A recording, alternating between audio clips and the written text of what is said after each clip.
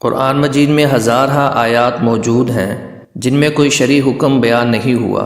ان آیات کا اصل مقصد کسی ضابطے، قاعدے اور قانون کا بیان نہیں، بلکہ انسان کی نفسیات کو متاثر کرنا ہے۔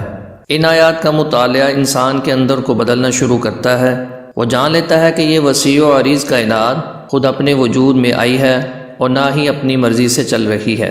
بدقسمتی سے قرآن مجید کی یہی وہ حکمت ہے جس سے آج کل کے لوگ بالکل ناواقف ہیں۔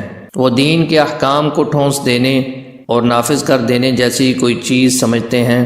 وہ سمجھتے ہیں کہ انسان مشینوں کی طرح ہوتے ہیں، ان کو کچھ انسٹرکشن دے دی جائیں تو وہ بدل جاتے ہیں، جبکہ ایسی کوششوں کے نتیجے میں اگر کچھ بدلتا ہے تو انسانوں کا صرف ظاہر بدلتا ہے، ان کی نفسیات، ان کا اخلاقی وجود، ان کا باطن ایسی ہر انسٹرکشن سے غیر متعلق رہتا ہے، اس میں کوئی تبدیلی نہیں آتی۔ آج ہم پوری دنیا میں اسلام کے نام پر ایک شور اور ہنگامہ دیکھتے ہیں۔ 1.5 ارب سے زائد مسلمان دنیا میں موجود ہیں، مگر حیرت انگیز طور پر ان حاملین اسلام اور قرآن کے وہ اثرات دنیا میں نظر نہیں آتے جو چند ہزار صحابہ رضی اللہ عنہم نے پیدا کر دیے تھے۔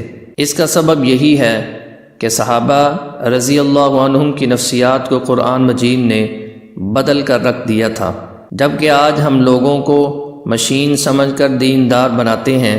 چنانچہ نتیجے کے طور پر اعلیٰ انسان نہیں بلکہ مذہبی مشینیں ہی وجود میں آتی ہیں۔ حقیقت یہ ہے کہ جنت کی ابدی بادشاہی کسی قسم کی مذہبی یا دینی مشین کے لیے نہیں، یہ اعلیٰ سیرت و کردار کے حامل اعلیٰ انسانوں کے رہنے کی جگہ ہے، اور قرآن مجید یہی انسان پیدا کرنا چاہتا ہے۔ ایسے ہی انسان وہ لوگ ہیں جن کی آج دنیا منتظر ہے۔